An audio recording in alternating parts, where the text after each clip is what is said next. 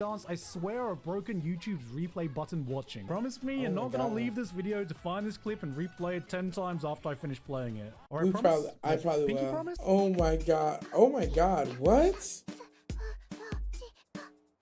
She's bopping? You nasty. Talk about the nasty cast, the man behind the camera, director. Wait for another Gigguk reaction when anime leaves you speechless. I honestly don't know what to expect in this one. It's 21 minutes. I don't know if this is a single anime review. Is this just like collection reviews? Gigguk just sometimes be doing shit to do shit because he has that ability and his creativeness is bar none. Yeah, I'm actually just gonna jump into this one because in the first second I see All Might holding his fist up, so we're just gonna see. This far, go ahead, drop a sub, drop a like. Whole thing is gonna be here. Also on Patreon. We're getting right into it.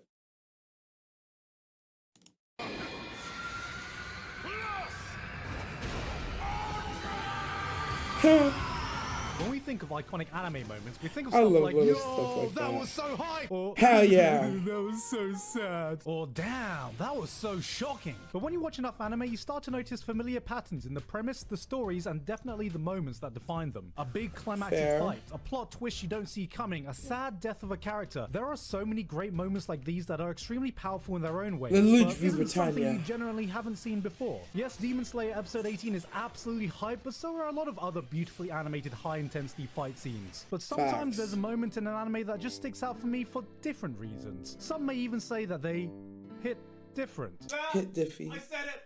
I said the thing. These are moments that might not be the most hype, This most guy. iconic, most talked about, or even the most memorable. But for one reason or another, they've just refused to leave my mind. So I've compiled a short list of Gigguk's random anime moments that live rent-free in my mind in no particular order or theme. Yes, I'm only making this so I can nerd out about shit I don't get to talk about enough. Obviously, there's going to be spoilers, fair. so I'll make sure to show what I'm going to talk about before I start each segment. But if you're anything like me, I have this awful habit of discovering shows and movies I want to watch by watching out-of-context scenes I've recommended on YouTube, even if they are full of spoilers. I know, okay? Jesus. So hey, maybe you're as broken as I am. But without further ado, let's get to it. Music Bochi. performances. The climactic moment in any music anime that separates the men from the boys, the women from the girls, the beeps from the boops. I'm not even a big music guy, but great performances can be some of my personal favorite moments in all of anime. There is a wave of emotion you can get Hey, that is different from a Ochinoko, hype hell fight yeah. scene or a sad dramatic scene. Haruhi, K-On, Your Lie in April, Angel Beats. There are a lot of iconic music scenes in anime, but to me, no performance has made me feel such a journey of emotions as much as Kids on a Slope, episode 7. Kids on a slope. When you hear that the director and composer of Cowboy Bebop are teaming up again to work on a music drama revolving around jazz, you get excited. And this is coming from someone who doesn't know the first thing about jazz, except that one of the main tracks used in the show is the jazz classic Monin, which is aptly named because every time I hear that sexy jazz beat, it got me feeling like... Oh god. Wait, no, wrong clip. Oh god. Yeah, that'll do. It's Japan in the 1960s, and you have two best friends who are about one seductive look away from kissing their homies goodnight and shouting no JoJo. But at this point in the series, they have a little bit of a lover's tiff. They aren't talking to each other, their music group has broken up, and their drummer has gone and joined another band right before the big school festival music performance. That bastard! Oh no! Something's gone wrong before they're about to get on stage! The setup was predictable, we knew what was coming, but that didn't detract from the magic we were about to see. The school is treated to the purest unplanned jam session between two musicians you could ask for, doing their own rendition of The Sound of Music's My Favorite Thing to Snow White's Someday My Prince Will Come. For 4 glorious minutes, their musicians become their voice actors. Not a single line of dialogue is uttered between them, but you understand everything they are saying to each other through the language of music, and like the audience, I was absolutely mesmerized. I'll be honest, I'm kind of illiterate when it comes to trying to break down and describe music, so all I can say is that the beeps and the boops fired up neurons in my brain beeps so and the hard, boops. You might as well have turned the serotonin being released into goddamn crack. God, this scene was so good. This jabs are so sexy, it got me more bricked up than all ecchi fan service anime I've watched combined. Oh my and god. just when I thought I Whoa, couldn't get that's a lot of bricked up, cake. just when I thought they couldn't peak any harder, they pulled this out.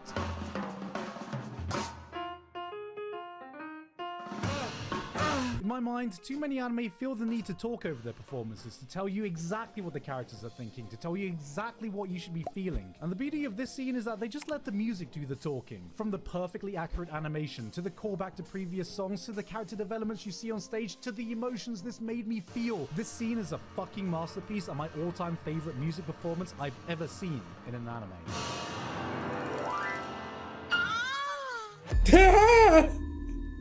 That's going off though. Without voice acting, we'd be watching a silent film, and great voice acting can elevate the I most love a good emotional VA. scene from an anime into something even more Hell spectacular. yeah.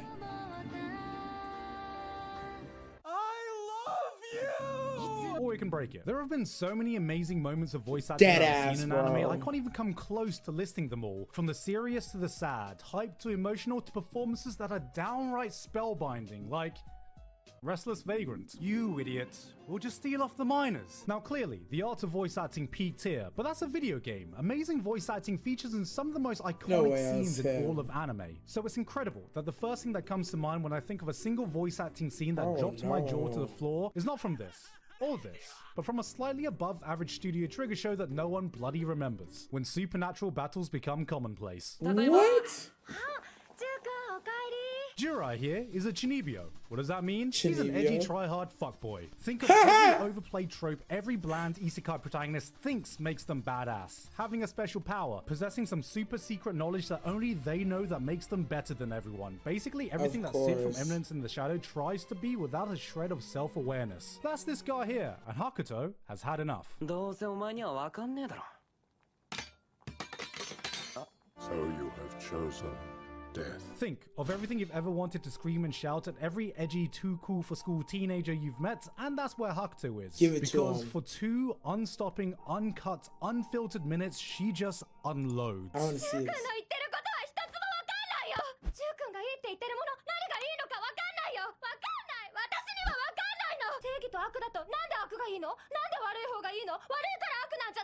She pops off and just keeps going and going and going, and just when you think she's run out of oxygen, she continues for another goddamn minute while upping the intensity. It is downright captivating.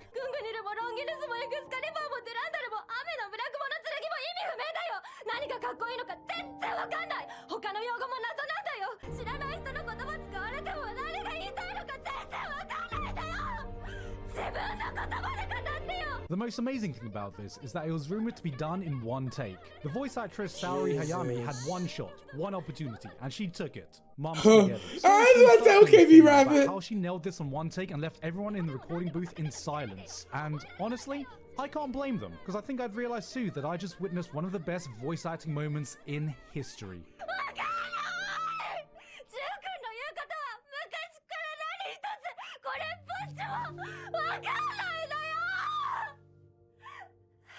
Damn. Jesus. Vagrant got some competition. This fucking nigga. I love anime fans, but goddamn, some of y'all got that TikTok brain. If there's not a character getting punched or something exploding every 5 minutes, I gotta start playing some Subway Surfer at the bottom of the screen to make sure you guys are paying attention. But when done right, nothing is more engrossing to me than a good dialogue scene. Eren confronting Reinhardt, Wendy meeting Reinhardt, pretty much anything from Monogatari. These are moments of nothing but characters talking that had me glued onto the screen more than any Michael Bay Mega Man ass explosion ever could. But the one dialogue scene I always come back to is the Banquet of Kings from Fate Zero, Episode 11.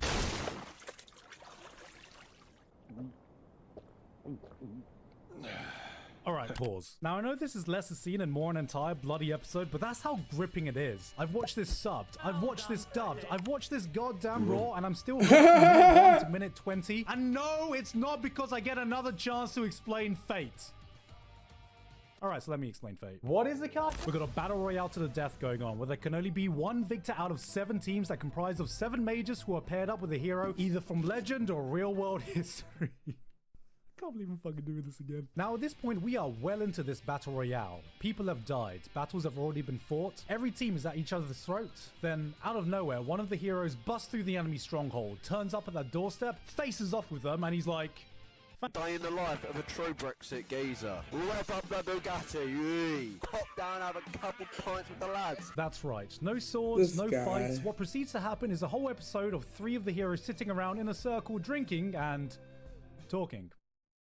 Just a bit of banter. This is a prime example of what happens when you put a bunch of interesting, larger-than-life characters in the room together and let them carry a scene with dialogue alone. Because while at the beginning, it's nice just to see these characters interacting without the pretense of a fight, it really starts to kick off when the topic of what it means to be a true king comes up. I have every intention of plundering your abundant storehouse until it's been laid bare. So Oh my get god. ready. That is hardly fitting of how a true king should behave. You have Archer, Gilgamesh, Ryder, Alexander the Great, and I would Saber, say. King Arthur. 3 legendary kings from their respective time periods with 3 different types of kingship. One of selfishness, one of ambition, and one of duty. Each of them presenting their Duty. case while tearing the others down, and it is enthralling. Because while there are no punches being thrown, I would argue that this is one of the most compelling fights in all of Fate Zero. It's a battle of ideologies using their words as their weapons. Not a single line is wasted, not a single useless sentence is uttered. This is what Twitter users see in their mind's eye. And what I love is just how bloody convincing they actually are. You don't I start love believing they're that. kings because the plot told us they were. You can see it. You start believing in them yourselves with the words that they say, because goddamn, it is delivered in an inspiring way for the people in its fictional universe and in real life as well. You, who became a ruler, only to satisfy your endless greed. A king without greed is even worse than a figurehead! Oh. Saber, you said you would martyr yourself for your ideals. In life, you must have been something akin to the purest of all the saints. But who can truly admire the rough and thorny path that a martyr must follow in life? Who actually dreams of such an ending? Damn. A king must be greedier than any other. He must laugh more loudly and rage for much longer, and embody the very extreme of all things, good and evil. My man's out here making a case for being a tyrannical leader, and I'm somehow Bruh. being convinced. Because I think the most amazing thing about this scene is that objectively, they are all right, and they are all wrong in their own way. It should be impossible for anyone to actually win this fight, yet through sheer charisma and Giga energy, a winner does emerge.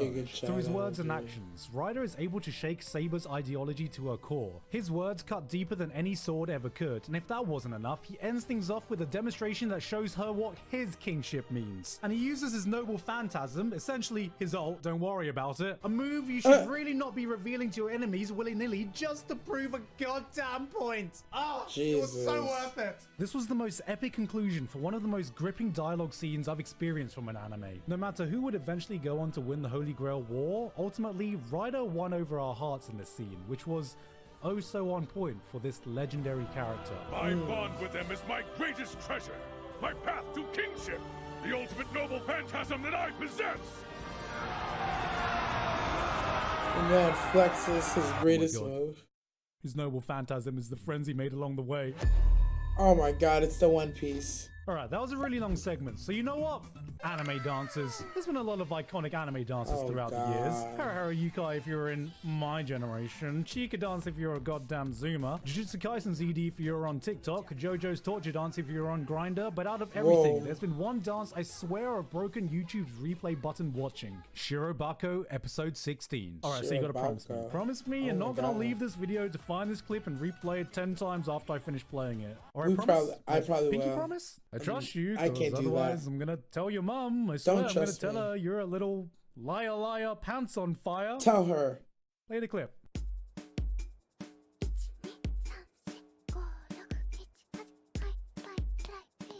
Oh my god. Oh my god. What? That's it. That's the scene. She's bopping? You still here? Oh People my talk about god. shonen Honestly, I don't got dances, the they say knees stuff for that, like, so you're "Damn, safe, that was such a Gigguk. banger fight scene. Or damn, I can't believe this guy just called Jujutsu Kaisen mid. Or damn. Is that a Dragon Ball fan with more than 10 IQ? But beyond the Hey. fights, the salts, and the hype, nothing has quite sold me on a long-running shonen faster than the 20 minutes of chaos in Chainsaw Man Episode 9 and Makima's Ritual. Oh my god. Yes. Talk about it. Am I doing a bit of a cop-out by picking a moment from one of the most hyped recent anime? Yes. Did I want to talk about this so I have something to clickbait this video with in the thumbnail? Maybe. But this stands out to me Maybe. as how to do a turning point in your story. Please don't kill me, Mushoku Tensei fans. More than any of the chainsaw massacring fight scenes, more than any of the boob-touching Makima caboose sniffing action, this show shonen could do more than just drop a cool action scene on you. Because what stood out to me the most is that out of nowhere, the show just turns into a full-on survival horror as Makima looks at Light, laughs in his face, and goes, heart attack? What are you into, little baby shit? This is how you send a message.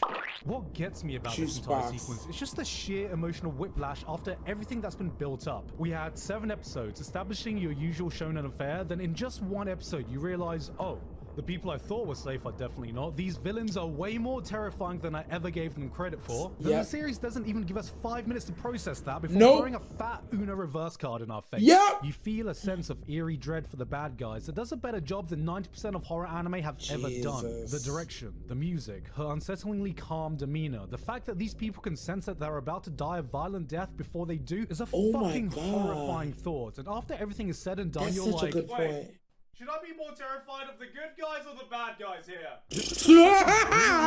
Scene from start to finish that went beyond the great action you expect from a shonen. And if that was just a taste of the mayhem to come, Chainsaw Man Season 2 cannot arrive soon enough. Until then, I have to live with the scraps I've got to find out what's really going on behind the terror boner Makima has given us as the true horror antagonist herself.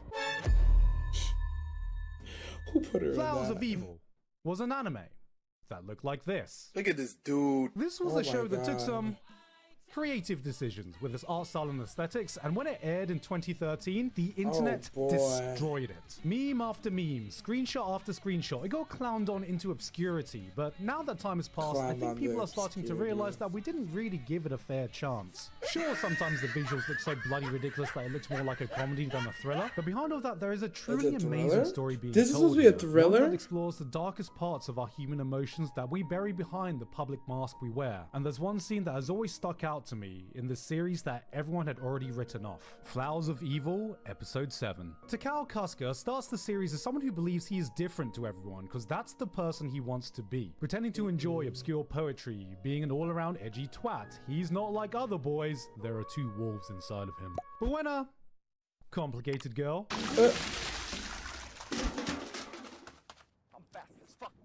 like a moment of weakness, she knows what perverse and sick desires lie beneath the surface he presents. She torments him, wears him down and blackmails him, tears into him for days until you see all of his fake ideals and the facade he wears crumble into nothing. This scene is that breaking point.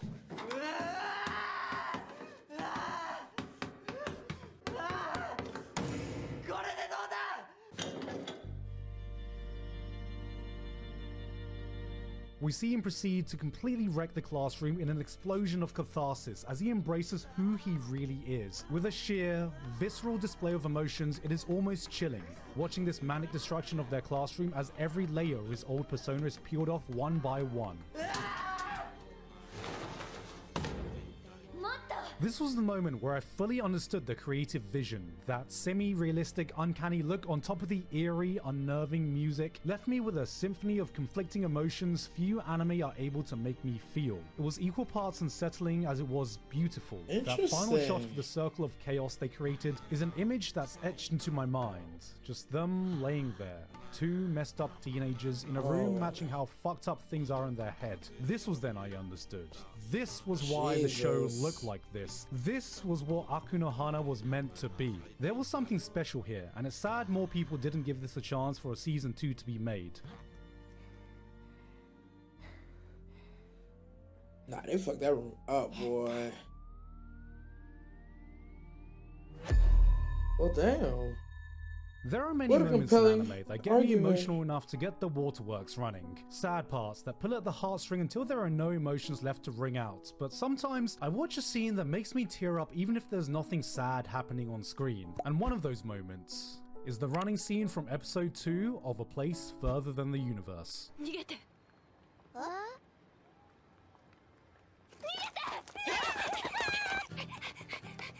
Oh my god, what the hell? This scene hits me every time I rewatch it, bar none. And I still don't fully understand why, because I'm the only one I've talked to that has had this kind of emotional response to this moment. But if I had to quantify it, if I could pick a scene that so perfectly captures the carefree moments you remember from your younger years, this is it. It is pure freedom. We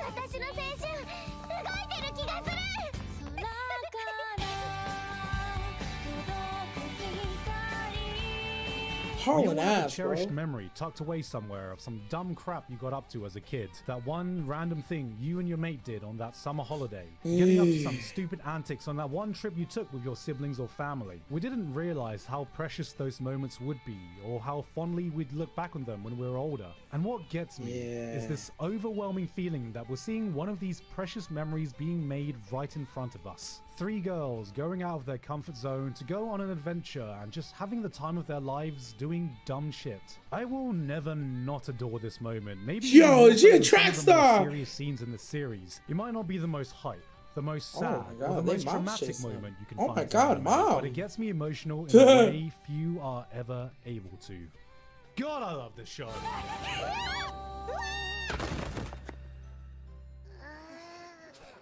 Busted anyways. And that was everything I had time to talk about today. I Busted didn't even get through a anyways. tenth of everything I could have talked about, but I don't want this video to be an hour, so who knows? If you guys like this enough, maybe I'll do some more of these types of videos.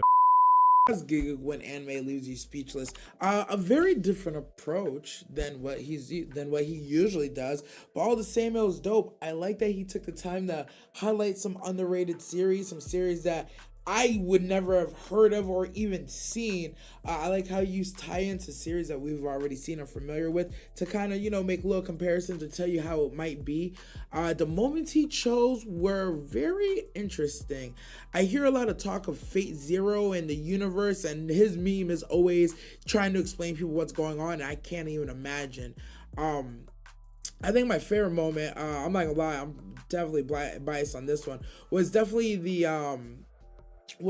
gonna be the Chainsaw Man one, because that Makima scene, I really couldn't imagine that's where we were going. It was so graphic, so horrible, and he's right, the chilling emotionlessness of her doing it is just insane. I can't really speak too much on any of the other ones because those are all brand new to me, and I can see the select moments are probably dope, but I really don't know what to do. I think the one that I would probably maybe want to spin the block on, or even just see like the parts of, is probably that Flower of Evil, because like you said, there's something about that ending, the way he destroyed the room, that emotional connection. I'd like to see like the process of that breakdown happening. Now mind you, it's a shawty doing it to him, and if she's bullying him, I'm probably not gonna like that. That's probably gonna rub me the wrong way, but it seems like it might be a therapeutic kind of bullying. I don't know. I'm thinking Nagatoro, but it might just be some real fucked up shit, but I don't know. Anyways, we're going to end this one here. We made this fun. Y'all already drop a sub, drop a like, whole thing's going to be here. Also, Patreon, link in the description. I'm Ray behind the camera. As always, never forget, stay nasty, y'all.